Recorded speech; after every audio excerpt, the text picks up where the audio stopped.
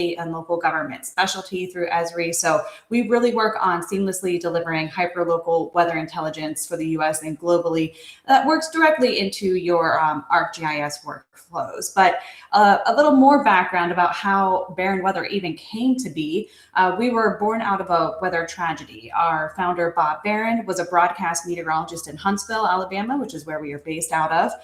A F4 tornado tore through the city of Huntsville on November 15th, 1989, killing 23 people, injuring hundreds more just the week before Thanksgiving. And there really wasn't any warning until the damage and was already done and lives were being lost. So if you've ever had to work a scenario or an event like that, whether it's on the TV side as an emergency manager, or if you ever just experienced that in your own life, it stays with you, and you start thinking about the things that maybe you could have done better, or if you could have done something more. And that's exactly what Bob thought about. And he's like, how do we make this better? How do we provide better warning? How do we save lives? How do we protect property?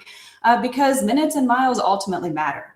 And so he developed the first street levels tracking of storm direction and speed, and then the rest is history here as it pertains to Baron Weather.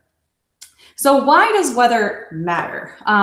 We deal with it every day. It impacts everyone. It impacts every single industry. It helps most of us decide, what we're going to wear each day, or if we need to take an umbrella with us as we head out the door. But weather does cause a lot of disruptions in operations, to include thunderstorms that cause power outages. And you got to think about, some people rely on power for their medical devices or even refrigeration for medication.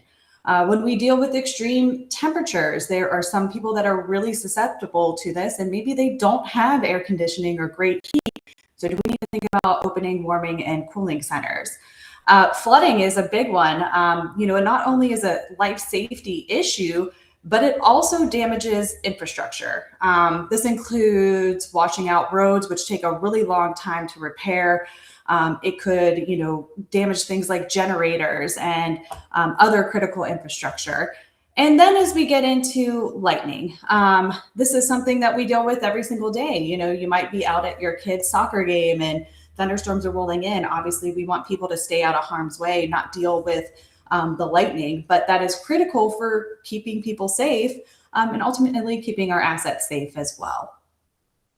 So some common challenges that we face when we're looking at weather data, and if you're using weather data outside of GIS, there's some challenges.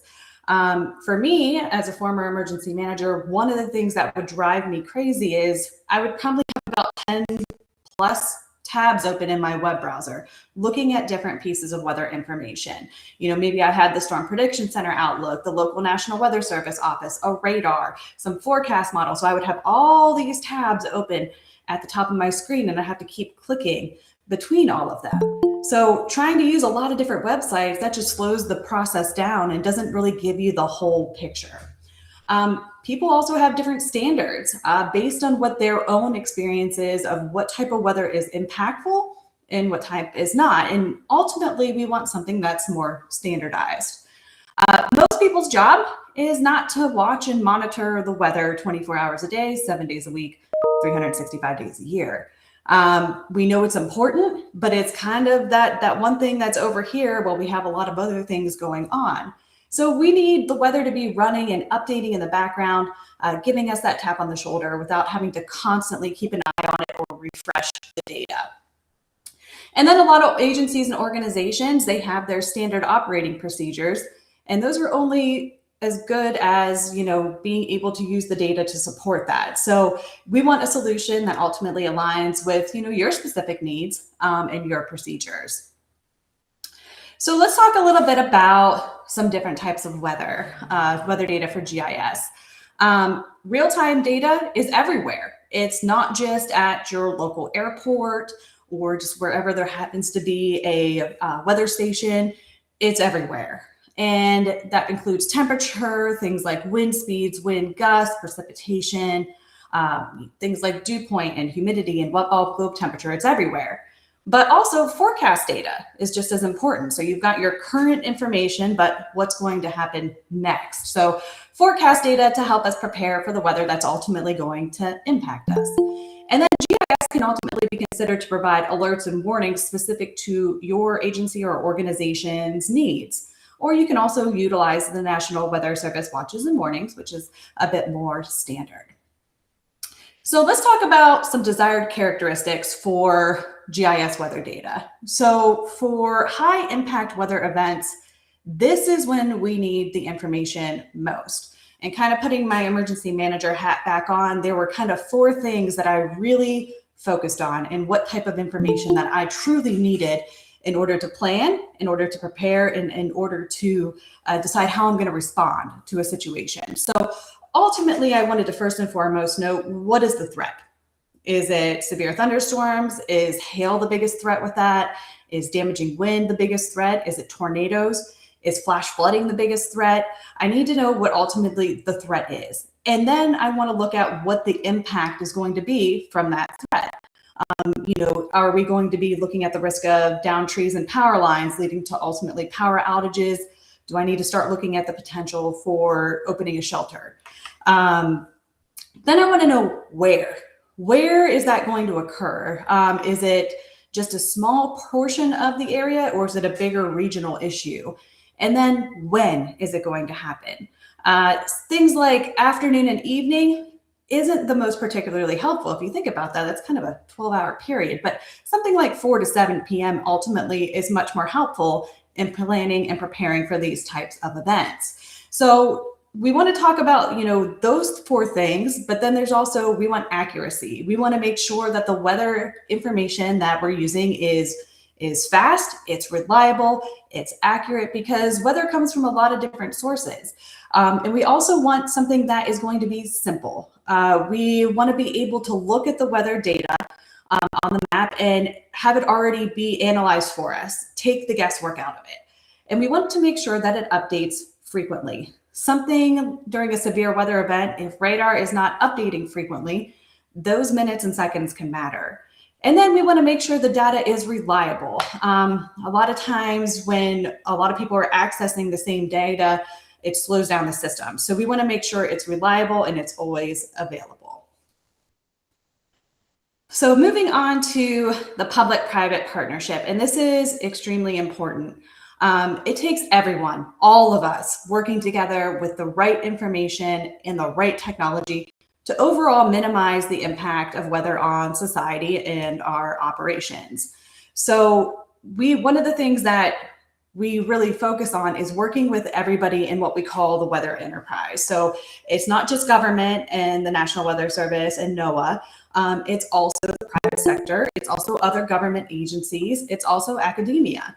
It's also the broadcasters. There's so many people who are involved ultimately in the weather enterprise that are working together to minimize the impact that weather has on us.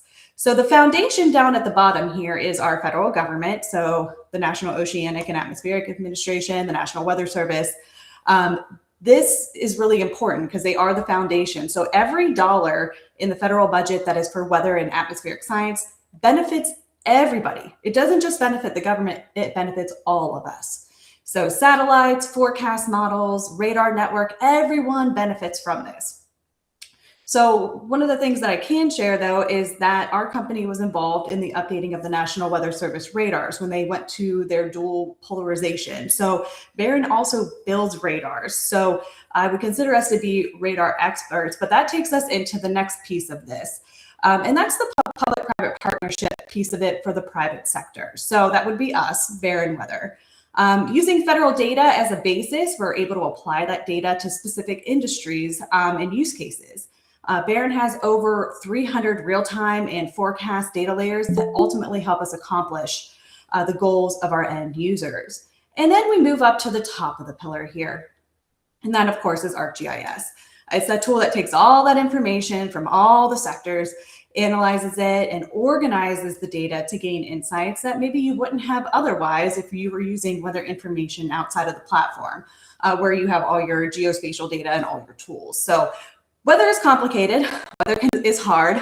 Ask anyone who went to school for meteorology. It is not an easy degree to get through, but you want to make sure that we're stacking your toolkit to have the best chance for the best possible outcome.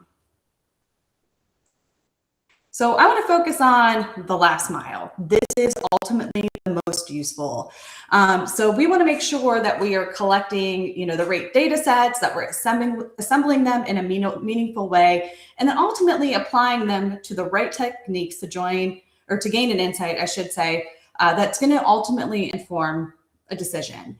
So a great way of showing how GIS as it relates to weather is by examining that last mile. And this is the intersection of weather data and geospatial data and operations to ultimately make a decision. Has three components. So number one is capture and store. This is our stuff on our maps, like our points, lines, and polygons, all geolocated, makes it look good. It tells a story. On number two, when we get to the display and present, we're putting everything on the map with our other data layers. We're telling the story. And then moving over to number three, analyze and derive. Ultimately, we want to gain insight and value about how that weather is going to impact me, how it's going to impact our operations. And it's only meaningful, really, when it becomes tied to specific assets, people, or operations. So let's look at the last mile. So we're looking at just radar and lightning strikes. So that's, great. We've got radar, we've got lightning strikes, but can we make this better? Can we make this data more useful? What if we add some buffer zones in here around every asset at a 10-mile radius?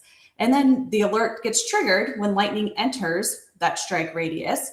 The darker circles indicate more risk here, and it waits for a period of 30 minutes after the last strike disappears. So as that played out, the purple circles are your shipping ports, and then the red circles were oil platforms. So now we have joined not just weather data, but critical infrastructure that is affected by lightning and causes a safety concern as well. So we put all of that together in here to give us a really good picture of what the concern is, what the threat is, what that potential impact can be, and where exactly it's happening. We can also utilize real-time dashboards. You guys are, I'm sure, experts at dashboards, monitoring storms overlaid with infrastructure. So we get to see kind of just everything in one picture here with real-time updates. This can be accessible by your operations teams. On this particular dashboard, we've really focused on looking at ice and snow conditions, but we've combined that information with disaster routes that are covered in ice. That's a lot of roads, 118 miles there. Flash flooding reports, flood reports, and then things like catch basins, drainage lines, hospitals, and even electric substations. We're going to let this play out. This is combining weather data and human impact metrics from the Central Texas floods over the 4th of July last year. This panel is kind of playing out. So ultimately, an emergency manager can figure out how this is impacting his or her community. So in the top left, we've got radar and flood warnings. The blue diamonds there are the flood reports that came in after the fact. Top right, we are looking at Barron's flash flood risk product, which I'm going to jump into more here in a little bit, but it's ultimately a 2-hour nowcast showing where flash flooding is most likely to occur in the next 2 hours. In the bottom left, we're looking at rainfall rates over the past hour that were greater than 1 inch. And in the bottom right, 24-hour rainfall accumulation greater than 4 inches. But within each panel, you notice there are also structures and homes tied to it. So what we did here is that last mile that we were talking about. This is combining 3 intersections of data so that we're really driving down to find out what the impact is going to be. So we've got structures and homes that are currently inside a FEMA flood zone, combined with also being inside the Guadalupe watershed, also combined with inside a hazardous weather threshold.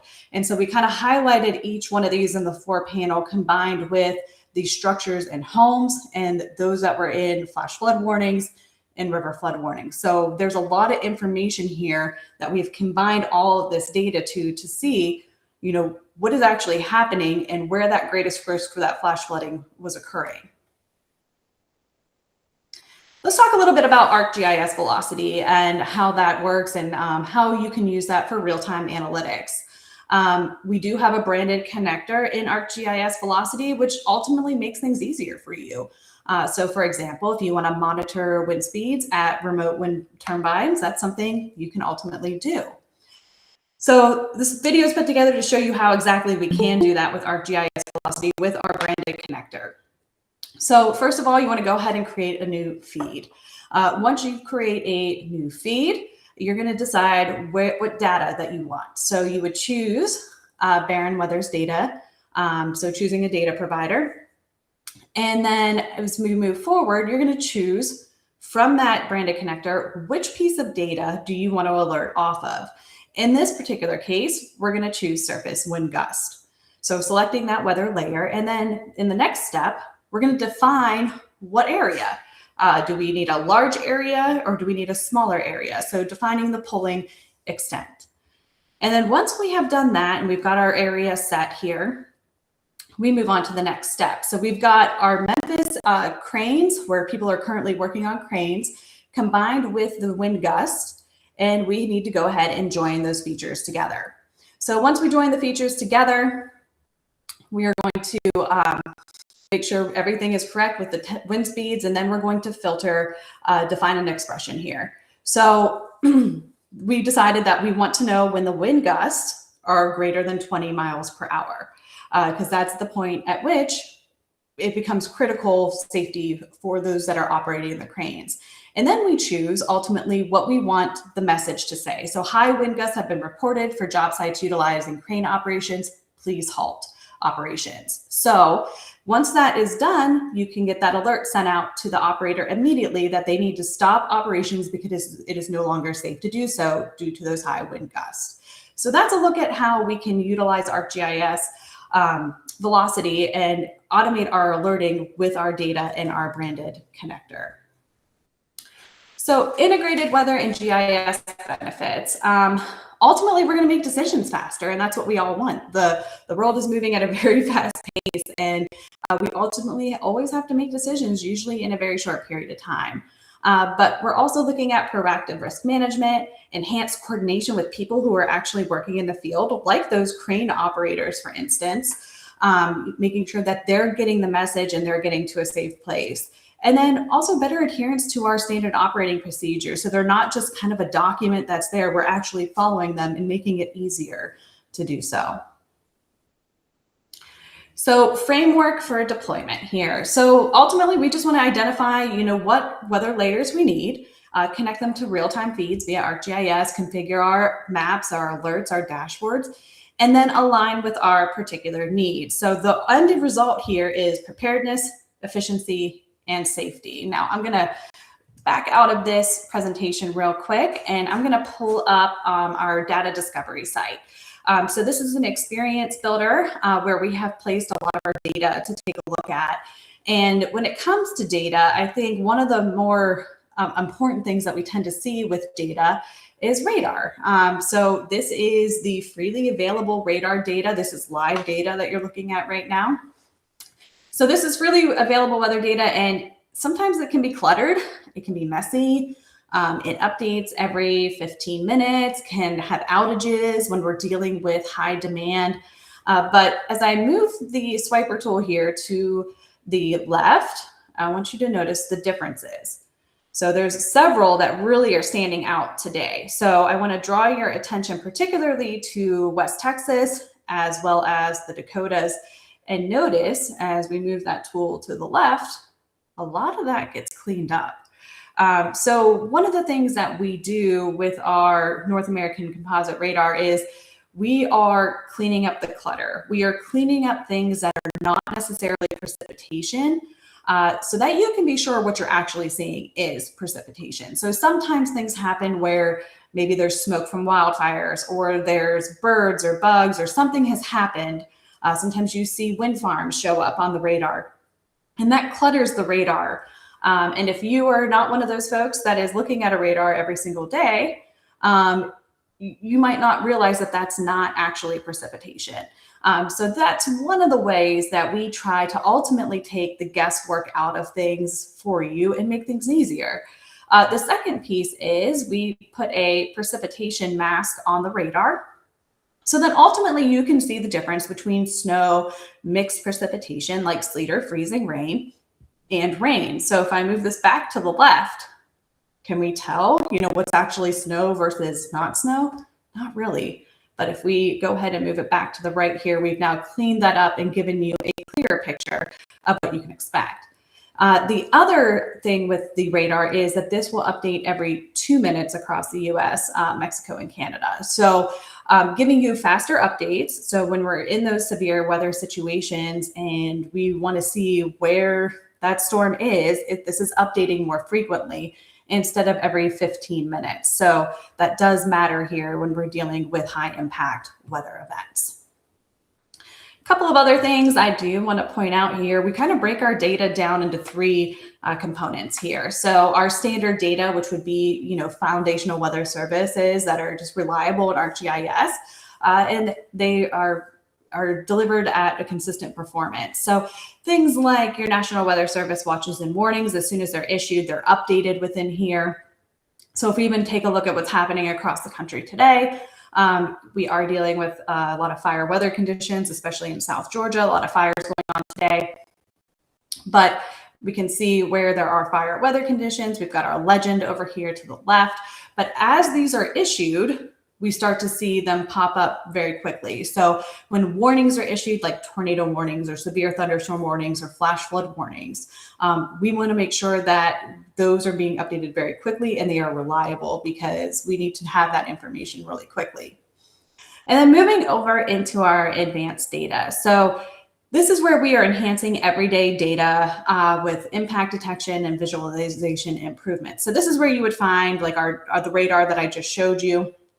But there's also some other great tools in here, including forecast information and fire information as well. And then as we move over into the premium data, this is the stuff that is our proprietary modeling and exclusive data sets that maybe you can't find anywhere else. So I had showed you earlier the flash flood risk product when we were looking at that flooding from July 4th in the Guadalupe watershed in Central Texas. So this particular event here, this is Hurricane Helene. So the flash flood risk product is, looking at that potential for flash flooding based on very recent heavy rainfall, and then what's also predicted. So it's taking both here into consideration and showing you where that flash flooding is most likely to occur here in the next 2 hours. Something like this may allow public works folks to go ahead and prepare barricades for areas that may be flooded, roads that may be flooded. I think every community kind of has an idea of where their areas are that typically flood. This can help you kind of get out ahead of that by placing barricades or watching for certain neighborhoods to make sure you don't need to necessarily evacuate them, or warning folks that they need to go ahead and get out of those areas. So the flash flood risk product, again, looks 2 hours into the future, and it updates every 30 minutes. One of our newer pieces of data is our storm intel. We had talked a little bit about Barron's history and street level tracking and how that was so important because those minutes and miles matter. This storm intel product identifies likely threats from thunderstorms and the direction that it's moving and its likely arrival time. Now, first and foremost, I want to point out that these polygons on here are not National Weather Service watches or warning polygons here. Over to the right-hand side in the legend, these are greatest risk storm polygons. So your dark red is tornado, purple is large hail greater than 2 inches, your orange is high wind, and then we go down to hail and thunderstorm. But if we zoom in on some of these, you notice that there is a line, several lines through the polygon. These are estimated time of arrival 5-minute marks. So if you are further out here into the polygon and you want to know when that thunderstorm is going to get to you, you can count out 5, 10, 15, 20, 25, 30 minutes. So I have 30 minutes until this thunderstorm begins to impact us. So this is our way of analyzing the radar and ultimately trying to take the guesswork out of things for you. Just looking at a radar alone, we can look at that and say, ooh, that doesn't look so good. Maybe there's some heavy rain in there, but ultimately, what is the threat here? And that goes back to the things that myself as a previous emergency manager really wanted to know. What is the threat and what does that impact look like? Where and when? And that helps answer these questions. First, with the polygon here telling me what the greatest risk is, followed by the estimated times of arrival. So again, this allows us to, go ahead and get people to a safe place if necessary, especially if you've got folks that are outside. I mentioned like a kid's soccer game or something like that. You want to get everyone out of harm's way. And this allows us to know when that does happen. A couple of other features here on our data discovery site. One of the things that we often get most asked about is lightning. So if we take a look at some lightning data here, it's really important to monitor this, especially for people that are outside, but also for our assets. So we're currently looking at sample data here right now, but we're able to look at the cloud to ground strikes, cloud to cloud strikes, and also the negative cloud to ground strikes. So this is updated as it's issued. We'll shift over and see if we've got any live data out there today. There was some earlier, and we do have some. So we'll come down here into portions of Texas. What's great about this is the white strikes here are cloud-to-ground strikes that happened in the past 30 minutes. The blue is the cloud-to-cloud strikes that have happened in the past 30 minutes. I do have, folks, especially firefighters, who like to look at this data initially to determine if maybe a structure fire could have been caused by lightning. So having this very timely, accurate data is really important in their operations to help rule out a cause of a fire. So we'll zoom this out. But we do have both current and forecast information. So if I go and pull to some of our forecast information here, we do. Can also search in the search bar, which is really nice here. So I'm going to pull up our forecast information, and this only goes, you can only look at this live, but we have several different forecast layers that are beneficial and helpful that go out 96 hours. This will update 4 times a day. It's available as a map service, but we can look at things like forecast wind direction. So when we're dealing with the fires currently that are in South Georgia, it's really important to know what to anticipate on where that fire might go based on the wind direction. So we can move this forward in time, and as we do so, those arrows do shift, showing that forecast wind direction. We also have things like forecast lightning in here. We do this based on how many strikes per hour are we looking at. So we had already looked at the current lightning here across portions of Texas and Louisiana. And as we progress that forward in time, we're seeing the lightning strikes kind of go down, which is a good thing. And then maybe we're interested in, how much rain we're going to see over the next 5 days. So if we back this up just a little bit, you notice that the amounts there kind of go down, but as we progress forward in time, we're able to see as we head into tomorrow how much rainfall is expected to occur. And we can click on these areas and get a value. So 5.1 inches of rain. These areas here across portions of Texas and into Louisiana have already experienced a lot of rain here over the last couple of days. And that's just going to continue as we head into tomorrow and even into Friday. So we're able to look out 96 hours into the future there to give us some additional information. One of the things that we also like to do and talk about is how we can break weather down into its individual components. So we kind of talked about the storm intel and how that tells us what the greatest threat is. And it tells us, when we can expect that greatest threat. But one of the things that we've shown this one a couple of times, and it's just a really good example, again, of combining the data, your assets, things that you need to be concerned about into one place with weather data, kind of enhancing that. So we're looking at a regional view here of the Memphis area. This is from 2024. But when we zoom into the local area, we've kind of combined a couple of different things here, one being lightning strikes, and then also wind gusts. So we talked a little bit earlier about crane operators and having that 20 mile per hour threshold. You don't want crane operators and lightning either. So combining all of this data together is incredibly helpful. But we can also break that down into the street level and add things like schools, utilities, hospitals, cell phone towers, and combining that with lightning but also hail size. So hail, if it's pea-sized hail, yeah, that's a nuisance. But when you are dealing with hail that is 2 inches in diameter, that's going to cause damage to cars, roofs, your infrastructure. And if you're outside in it, that's really going to hurt. So we're able to combine all of this together and show you truly what the threat is and what the impact here is from this particular situation.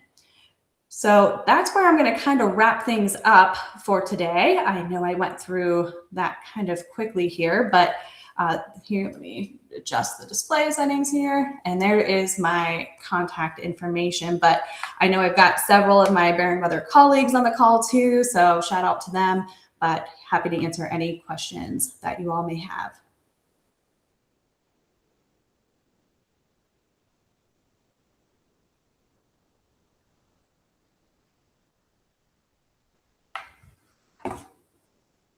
You all still can hear me, right? Yes, we can. Okay, great. Does anybody have any questions for Jessica?